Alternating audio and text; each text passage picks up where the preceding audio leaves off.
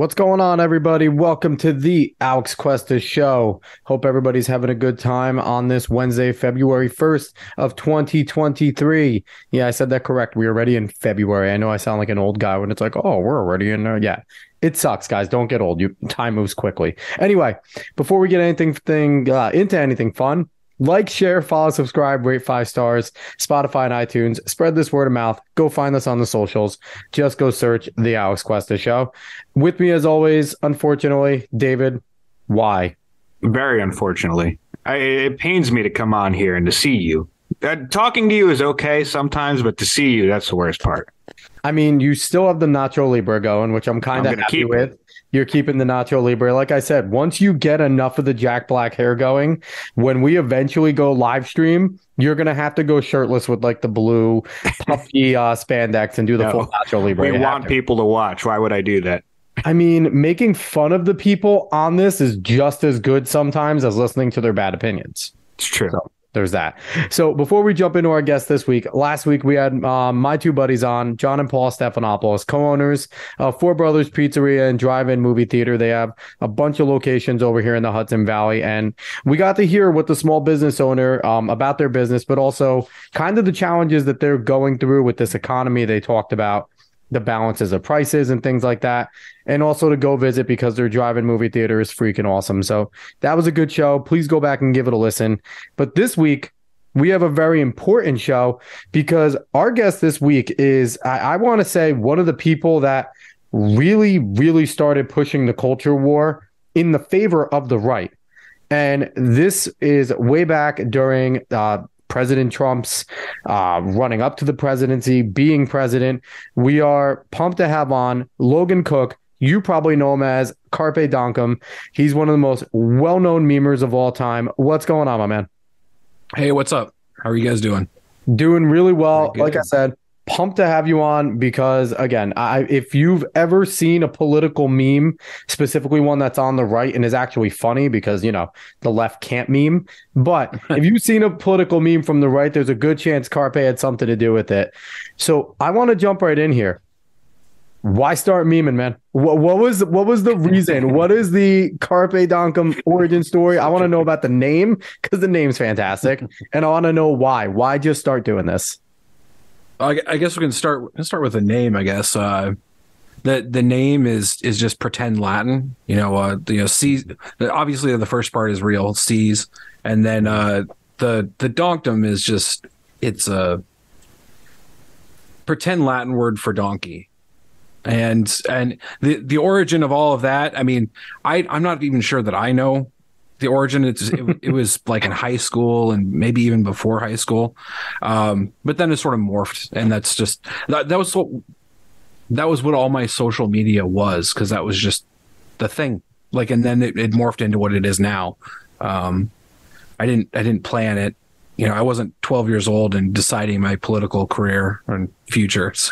So were you always political, or did you just kind of enjoy shit posting and kind of like politics and fell into this? Or were you always kind of an overtly political person? Well, I wouldn't say like overtly, because I think, I was raised conservative. I grew up watching Rush Limbaugh when he had a show on television. Yep. My mom always had Rush Limbaugh Yep. on in the background at the house. So there was always a little bit of that going on, but I wouldn't say that really I got involved in much until 2016. And then 2016, and it didn't even start off with just Trump. I just got into the politics of everything because, we'd had 8 years of Obama, and it was time for Republicans to take back the White House. And, and then I got behind Trump after a little bit. I would say pretty early on, like a month or two after he started running, when he was actually getting going. And then, getting into the meme thing, it was just, I spent a lot of time on Reddit, because Reddit was one of the places you could go to the Donald on Reddit, and you could post whatever you wanted. And I really enjoyed making stuff that other people liked, making stuff that people thought was funny. And that's why I chose it. It was fun to make people laugh. So yeah. Did it help that that Donald Trump is kind of a shit poster in real life as well. Like it's kind of easy to like make some memes sometimes because it's just the things he says or his mannerisms. Yeah, I mean, I think that that Trump perfectly embodied what you would want from like a meme president. Yeah. Like he has so many quotable lines, you know, he makes mistakes and they're funny mistakes and he says funny stuff that you're not expecting him to say. You know, he goes right up to somebody and sort of says what he thinks, and everybody in the room is, you know, they're putting their tea and crumpets down, and you know, he's just talking like a normal guy. You know, what the hell is the matter with this? You know, like, that kind of stuff. And that just, I think it lends itself very well to memes, obviously. And I think he's a meme lord himself. So definitely. So when you were doing this, did you think that it had the possibility to blow up when you started seeing people like liking more stuff on your Reddit? And then when it did happen, were you kind of like, oh, okay, now I have to continue to do this? Or like, so like what happened when you kind of blew up and became big? Like, how did that hit you?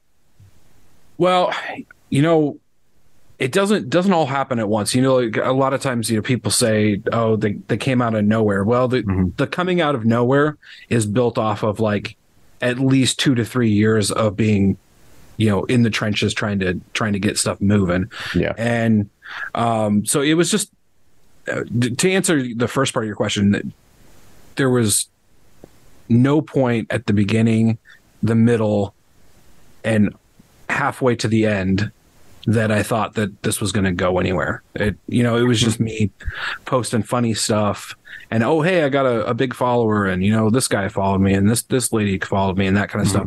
And then it just snowballs into, you know, then the president's tweeting out your videos and you're getting attacked by media and all that kind of stuff. So I had no idea that was going to happen. Not in a million years would you have said that, you know, in 3 years after you start doing something that you're going to be in the White House, in the Oval Office. So that's So was it kind of cool being important enough to be censored, like being important enough to be like attacked, or was there kind of a little bit of scariness to it because these are, you know, the people that associate themselves with the Clintons, and Clintons usually make people disappear that are thorns in their side, and you were certainly a thorn in Hillary's side. So, you know, was it cool? Was there any point where you're like, oh shit, I might get offed for this? Like, where were you there?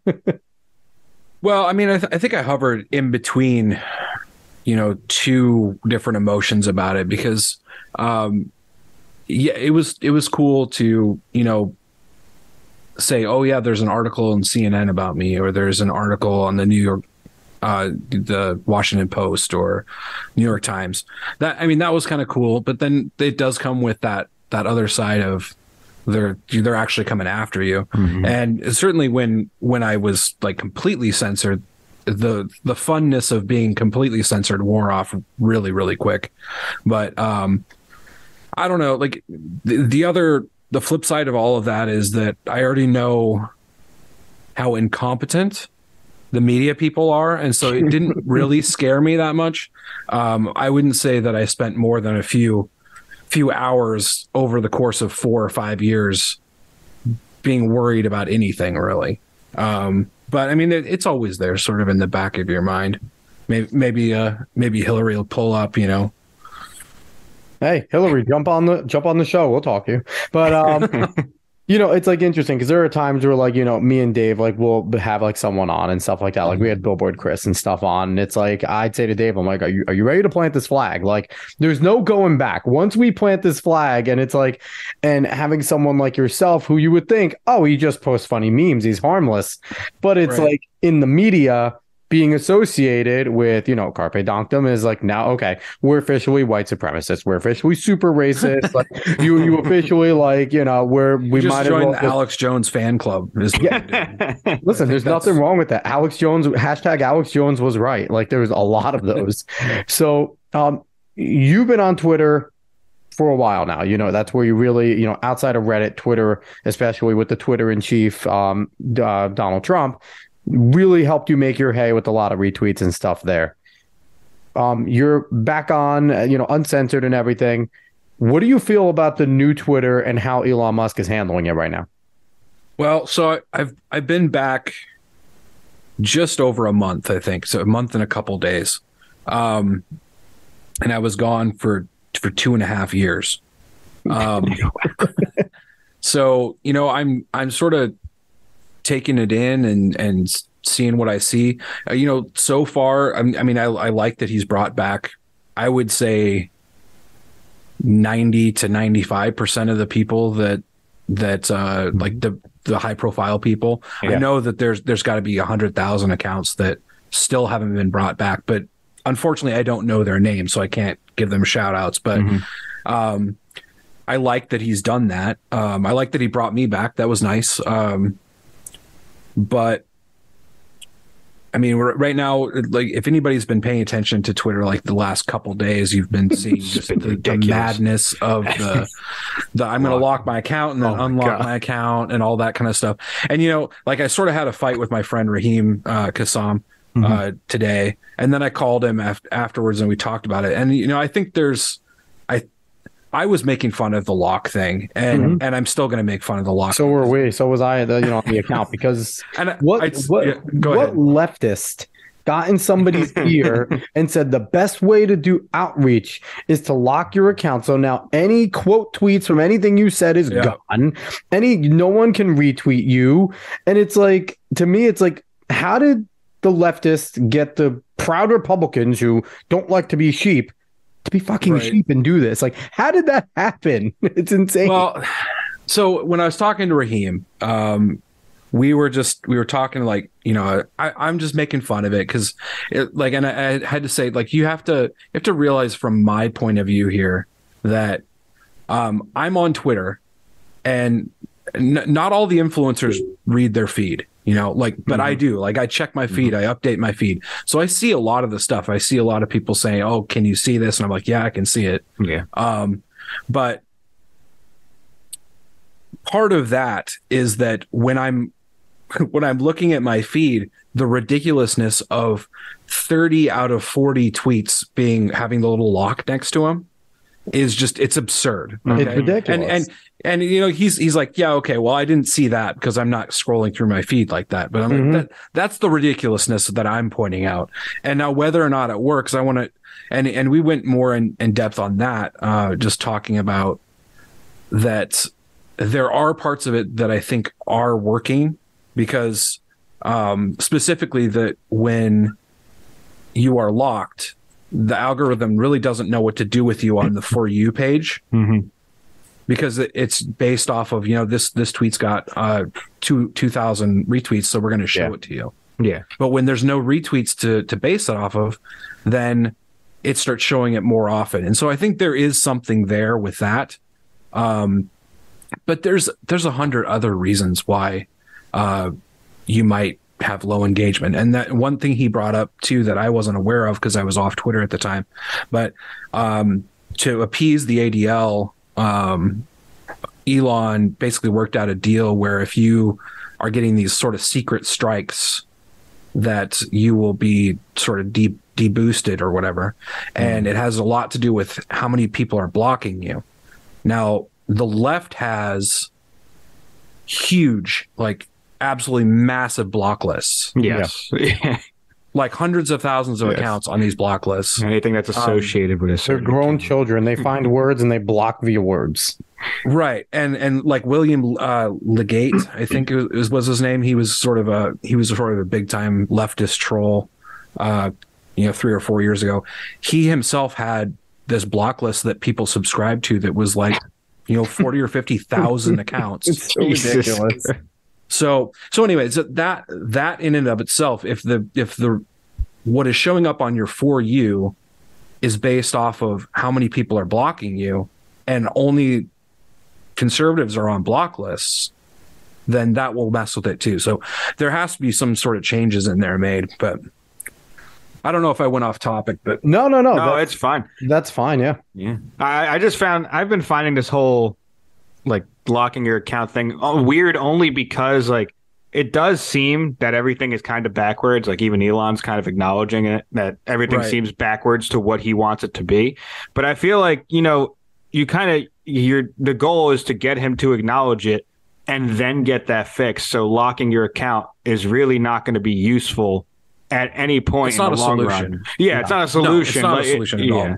So that's why it's just weird to me. It's like maybe I get it for like a little bit because, listen, if you are doing this and you're making money off of it, like you kind of need the engagement in some ways. But at another point, it's just like, I mean, the whole goal is really, at least when he bought the company, was the transparency to be able to say something to him and then have his team or work on it. That was the main goal.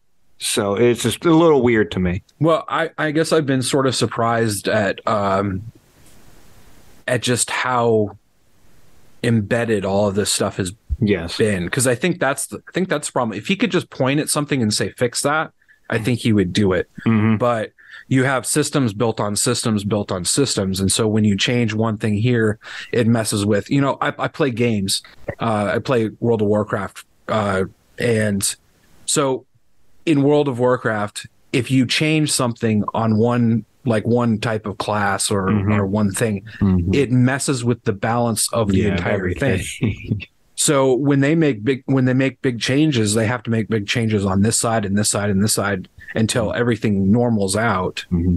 And if they just start fixing this problem over here, then it breaks something over here. So I can understand how it's taking longer than he expected, because I'm sure it's taking longer than he even expected. Yeah. And I think he did say that, he got in there and it was just completely broken. Like, how do we even fix this? So, but it's not a long-term solution, this block thing. Ridiculous. I don't know why. From what you're describing, all that's going through my head right now is that scene from Jurassic Park where the guy that plays Newman leaves like the Trojan horse in there, and then when Samuel L. Jackson goes to shut down, it goes, you didn't say please. So it's funny you say that, because I had that exact thought today, and I was like, I should do that.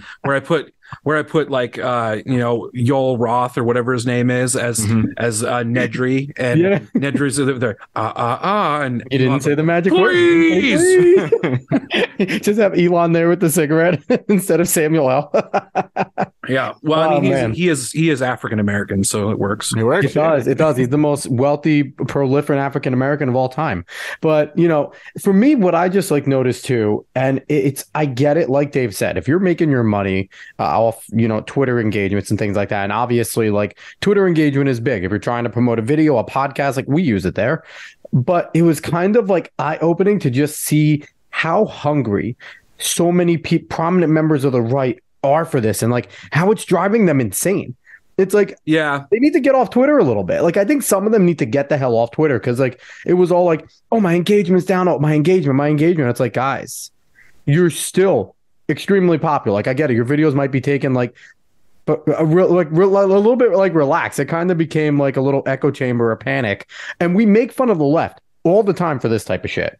So like, there's got to be some leftist trolls out there making fun of people on the right, and they kind of deserve it, because it was a little ridiculous looking, like you said, like 30 out of 40 people. Yeah, some of those memes were really good. Like the one, I forget. I don't know what the actual term for it is. It's the poorly drawn sort of soy jack guy with the caved in head. Yeah, it's one of the soy jacks. I don't know the specific term for it, but it's like, I'm going to lock my account. Now I'm going to go viral, guys. That kind of stuff was really funny. Mm-hmm.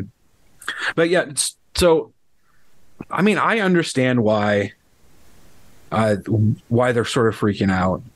I get it, but it was just kind of bizarre. Like it just reminded me of like when the leftists go on like a little like attack stream and they're all saying the same exact thing over and over. It was bizarre just seeing a whole bunch of like prominent, people on the right doing the same exact thing. And it's all relative too, because when Charlie says my engagement's down, he's talking about, I didn't get 5,000 retweets on this, I got 4,000. Yep. And when Cat Turd is talking about my engagement's really low, he's not getting, again, 5,000 retweets, he's getting 4,000. Mm-hmm. And so to somebody who is not used to that, who's used to getting celebrating with a cake and candles every time they get a like, Yeah. That seems very like wasteful and like just self-absorbed. But for them, it is different. And so I do see that side of it of like, you know, I want all of my videos to get 10,000 retweets, but you know, they don't all do that. So would be nice, right? Would be nice. So I don't know about you, but I give a listen to Tim Pool a good amount. I'm a fan of Timcast. I think what they do there is good. They have like, you know, Ian Crossland's a unicorn that's not on the right, but great on the right movement there. But you know, his thing today was he had Malcolm Flex on and they were talking, he was saying, you know, as a term, Twitter is dead. Like you're looking at it right now. People are locking their platforms, engagement's going low. What do you think right now? Because Elon Musk has been on the record saying, like, we're hemorrhaging money. I don't know if I could save this. Do you think the platform is going to survive? Do you think that Twitter will still be around 5, 10, 15 years from now? Well, I mean, number one, I think it's a complicated question. And I think it really depends on what you mean by surviving. Because, like, one thing that I don't, and I've said this many times. One thing that I don't think a lot of people understand is how small of the market America and the rest of the world is compared to China and compared to overseas, as far as the Twitter market. Like when those K-pop guys make a tweet, like they could just tweet out one word and it gets 500,000 retweets. Yeah. So and when Donald Trump tweets something, it gets 50,000, and on a good day, it gets 170,000. Right. So, but like these guys could just take a picture of their food, and everybody's like, oh my gosh, and it's 500,000 retweets. So, I think it's a little bit inwardly focused to say that if people in America or the UK are upset on Twitter, that's actually going to kill the app, because most of the engagement takes place somewhere else. Now, that's different from money. What will really kill the Twitter is when they no longer have the donors, and because their advertising hasn't been profitable since it began. So and before, when you had Jack in there, you had donor class from the left that was keeping it afloat. The rich billionaires that are like, hey, censor those guys and I'll keep providing you with money to keep the lights on. So now that's not going to happen, I mean, I think it is probably in more danger than it's ever been, but it is, as far as I'm concerned, the number one platform for business and commerce and all that kind of stuff. So if he can find a way to actually monetize what Twitter is, and I don't think it's everybody pays $8 or $11, whatever it is. I don't think that's the answer, but if you have the number one business platform, every company that's ever been created has a Twitter account. If you can monetize that, I think you can save Twitter. But you just got to figure out a way to do it. So, do you think getting content creators to make videos, like if they can monetize, monetize, pull a lot of people from YouTube? Like, I get it would possibly hurt Rumble too, which Rumble's doing a pretty good job and on the rise. But if they could do something like that on Twitter, like bring back a Periscope on steroids, because Periscope was pretty good and it was doing something. Periscope is still the best live streaming platform, even though it was a piece of crap software.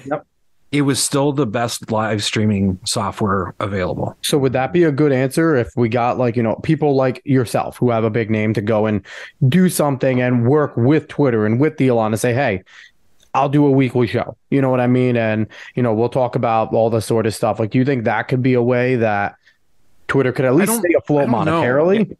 I mean, I honestly don't know enough about that space. Like you were talking about Tim Pool. I have no idea how Tim Pool runs the business side of his stuff. I don't know what he gets paid. I don't know if his show being on YouTube is profitable for YouTube, or if it's profitable for Tim but not YouTube, or if it's profitable for both. I don't know how any of that works. So what I do know is that I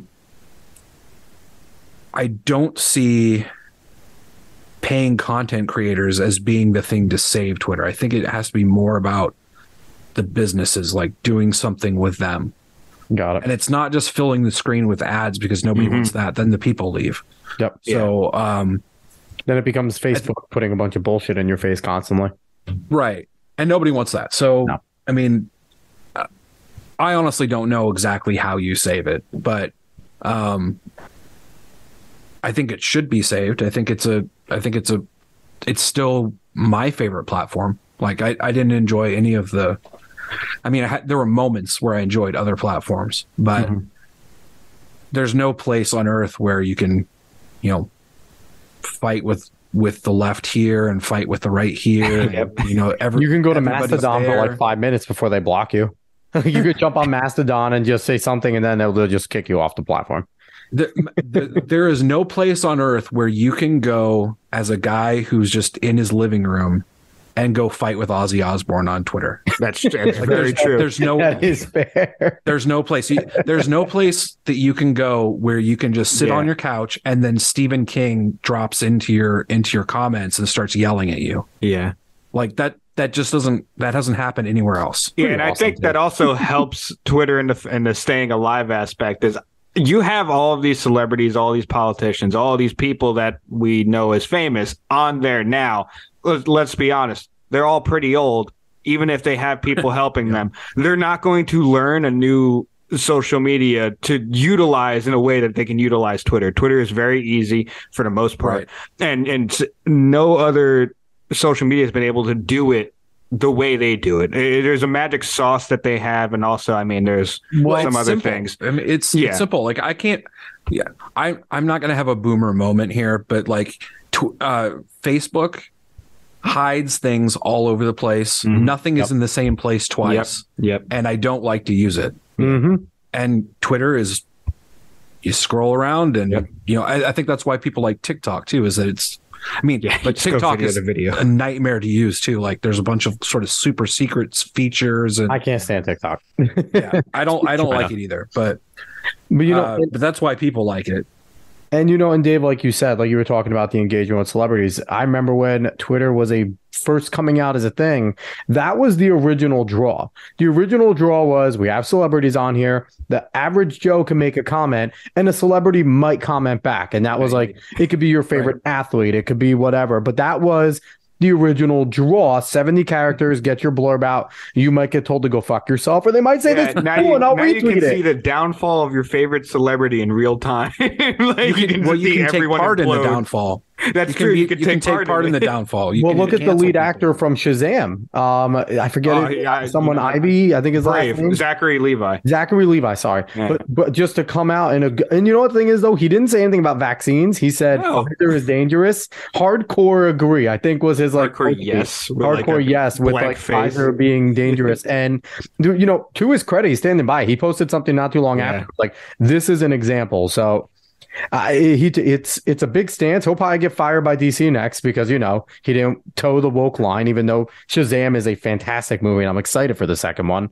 But that was the original draw. Now I do have to say I'm pissed at Elon when he took away the direct message little thing on the profiles.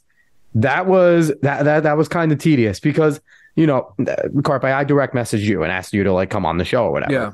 That the only reason is it's not necessarily about that. It's about knowing who has take it away. Open. He took it away. It's not on the profiles anymore. Yeah, it's not but it's a good way of knowing. Anybody? No, you have to go to message on your regular screen, type in the person's at, and hope that they have it open. So it's kind of a pain in the ass. It was just kind of cool to know, all right, Carpe's cool. He'll at least accept a DM, maybe read it, maybe comment back. It was something cool about celebrity, the blue check marks that were down for that. But now it's it's not there anymore, and you kind of have to play a guessing game. So Elon, please fix that. That must have been very recently because over the last week. It's over the last. I noticed I was going to go to DM somebody. I noticed it was gone, but I thought that maybe they just closed their DMs or something. But I'll have to look into that because I've always had my DMs open because I always think it's funny. It's sort of fodder for I can go screenshot stuff and get content. Send me. Yeah. Oh yeah. But yeah, no. So that's happened. Elon, I need you to fix that. So let's jump into something else that can't be fixed. Joe Biden.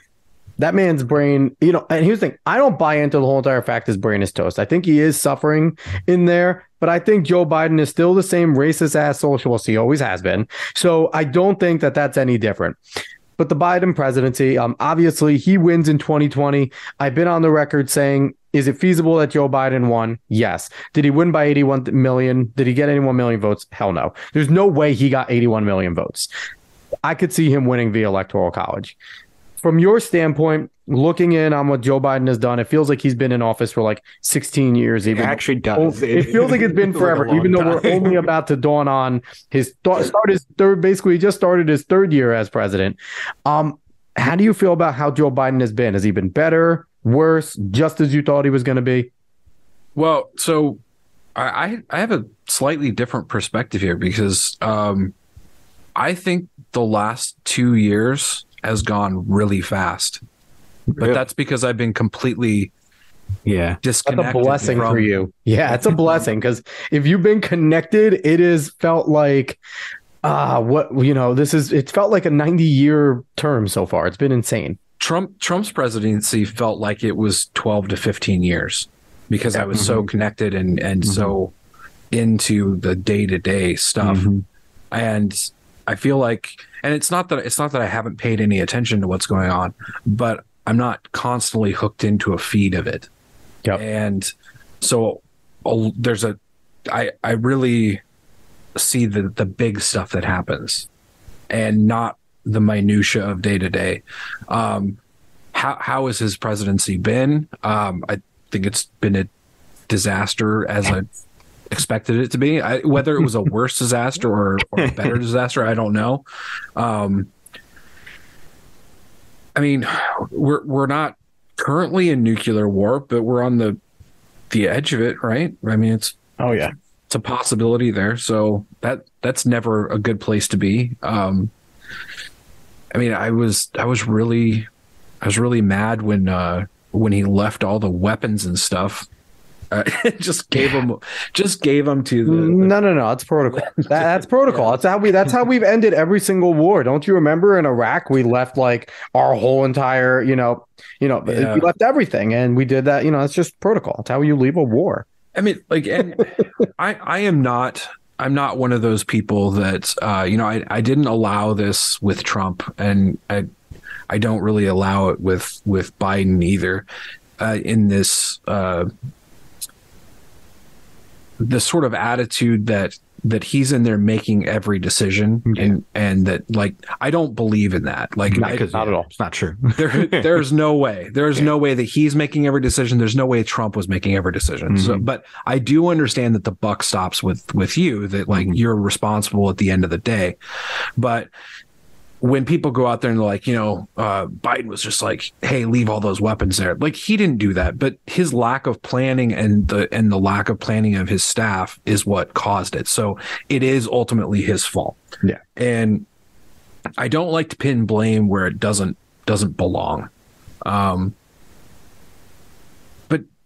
he's out there, like the red speech that he gave. Oh my God. That was Stalin Hitler-esque as we're going to get, and it really was. It was on the same exact line. That was honestly like, and I'm trying not to just put like my Biden filter on things, but like honestly, that was like one of the most ominous speeches any president has ever given. Yeah. Yes, and terrifying. I'm not super scared of him, but like it was an ominous, dark tone, like even down to the aesthetics of the setup, right? And I know it was supposed to be a flag. It wasn't all red. It was just all red right behind him. Yeah. So he's been awful, and his press secretary has been awful. Both of them have been awful. I mean, it's not something I didn't expect. I mean, Obama's press secretary just lied the entire time. And that's what, I mean, I guess that's what they accused our press secretaries of doing too. But in my estimation, there was never a time when they wouldn't answer a question. Like, you might not like the answer, Mm-hmm. but like, they're not answering questions. They're just like, now we're not talking about that. Yeah.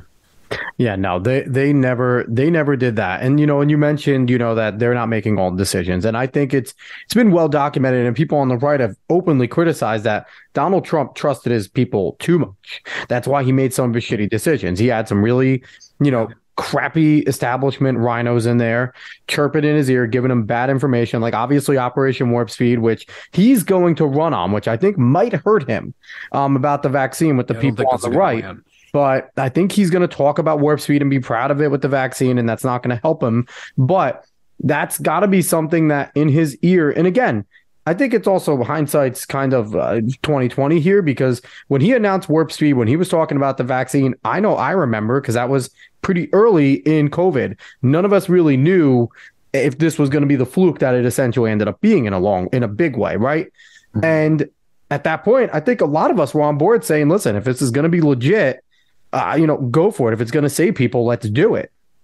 I was never too high on essentially taking the vaccine or, getting 1,000 boosters, but it was killing old people by a ton. It was killing people with comorbidities by a lot. Like, if it's going to save some of those people, cool.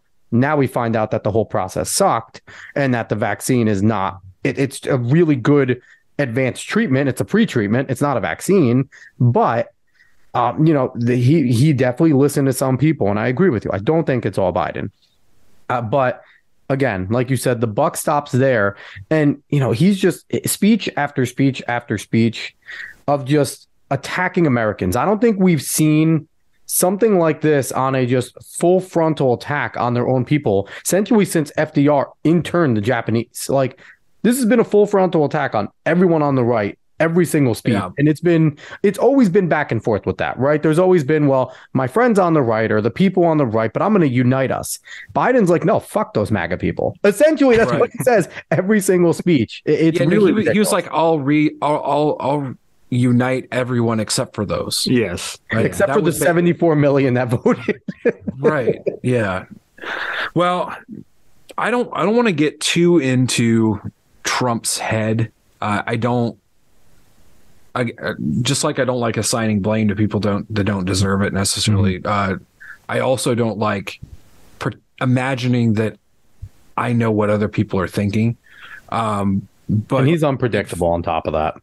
It feels like to me that he put a lot of his own stock into the vaccine, mm-hmm. and he can't get around the fact that it wasn't what he wanted it to be. Yep. And he can't make those two work. So I don't know what he's going to do about that. I also agree. I don't think it's going to help him, because like, people are rabidly anti-vaccine and like they're mad, mm-hmm. and it's not going to help him. But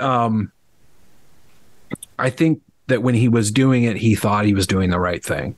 And we do have the hindsight now that everyone can be like, well, I would have made a different decision. But if you go back to March and February of 2020, nobody knew what this thing actually was, because nobody would tell the truth about it. Nope. So, in the beginning of February, we had Joe Biden attacking Trump because Trump was being too scared, and then you had Nancy Pelosi talking about go to Chinatown. Yeah. AOC doing the same thing. Yeah.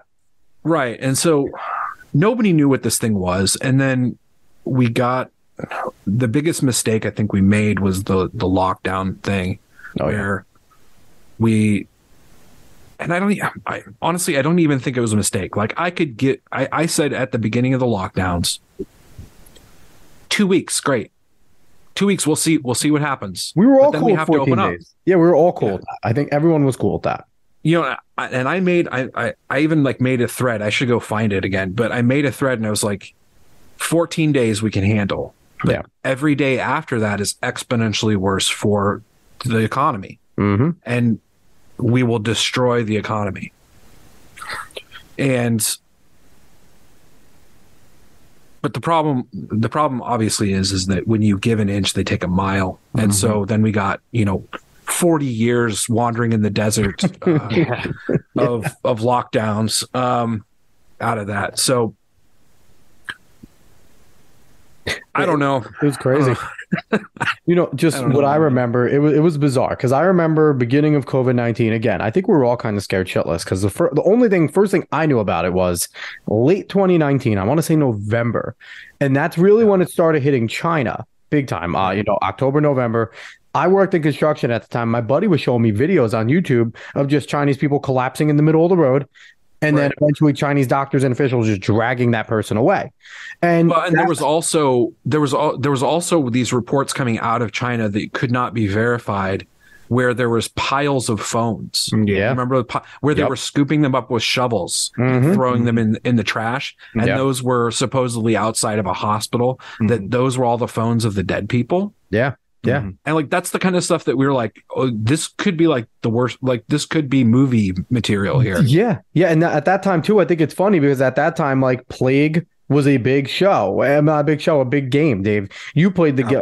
Plague Inc. was, that was older. What was the one that you were playing that it was like a Contagion or something like that? Like there was a game that came out around that time that was similar to like create a disease and kill everybody. No, it's Plague Inc. Yeah. Plague Inc. Okay. Yeah. But and then I also remember early 2020, maybe late 2019, I'm a podcast listener. So I was listening to Glenn Beck and Stu Burguiere is breaking down exactly what we were going to see. He's like, okay, be ready for social distancing. At this point, it's 12 feet because it was 12 feet at first. Then it was 6. Then it was 12. Then it was up. So he's like, they're going to ask you to wear a mask. Go out there, N95s, these particles are way too small. N95s are going to do nothing. You need P100s. They're hard to get, but go get them. Like, if you were on the right and you were kind of listening to some of the talking heads on the right that knew this, you were very prepared for what was initially going to happen. And he predicted, he's like, we'll probably lock down the country. It will hurt, but that's more than likely what's going to happen. Like I can remember vividly working on the job site. I was an insulator, so I was playing with cancer up there, doing what I had to do and hearing that. And I was like, oh, it's going to suck. And I just came to my wife and family. I'm like, guys, let's stock up on a bunch of stuff. Shit's about to come. And they're like, you're a conspiracy theorist. I'm like, maybe, but one time listen to me. And I remember like in the beginning, we had more than enough for 2 weeks. And then as it dwindled and dwindled and dwindled, I'm like, I'm going to go kick somebody in the face for toilet paper. Like, what is this? But it was a crazy time. So hindsight's 2020. But I'm going to ask you to look into the future right now. Joe Biden, he says he's running in 2024. I think all these Biden files are a nice way of the Democrats saying, hey, Joe, you can't run. Do you think he's going to run? Is he going to make it to that point and run in 2024? Well, I mean, I think as it has always been, the main factor in whether or not he'll run is if there's somebody else that can run.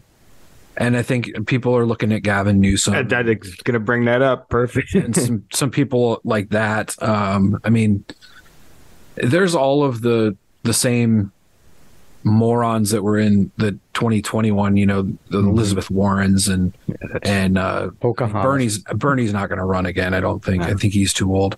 But you're going to have some of those guys, but they've already been through the ringer one time, and Joe Biden beat them. So you've got to come up with somebody better. Otherwise, they'll just, Biden's the perfect president for them right now. That he just sort of does whatever they say and sort of toddles around the White House. And as long as they limit his exposure to other people, he can't say too much or do anything wrong. So, I hate to give you a non-answer, but I have no idea. It's really going to come down to if they can find somebody that will be a better puppet for him. Gavin Newsom actually looks like a villain. Like the guy looks like a Bond villain. So it's like, how are you going to, I don't know. But I think he looks like Homelander. He does look like Homelander. He really does. That's what I thought the whole time. I know Homelander was supposed to be Trump, but he actually looks like Homelander. And I could see him having laser eyes and laserizing like his secretaries when they disobey him. But no, I have the perfect candidate for them. Lori Lightfoot. I would love to see Lori Lightfoot debating Donald Trump. That would be my honestly, maybe my favorite thing. I don't want to see Lori Lightfoot ever. I'm not going to lie to you. I don't know. He would certainly call her. I've seen her in the dark, because she's almost always in the dark. I don't want Yeah. to see her in bright lights. Yeah. She had that little dancing video. She has terrible rhythm. I can't understand. But yeah, no. Yeah, it's going to be interesting. I think, we still have a long time. Do you think DeSantis is going to run? I know Nikki Haley just said, it's rumored and confirmed that she's going to announce in 14 days, make it official.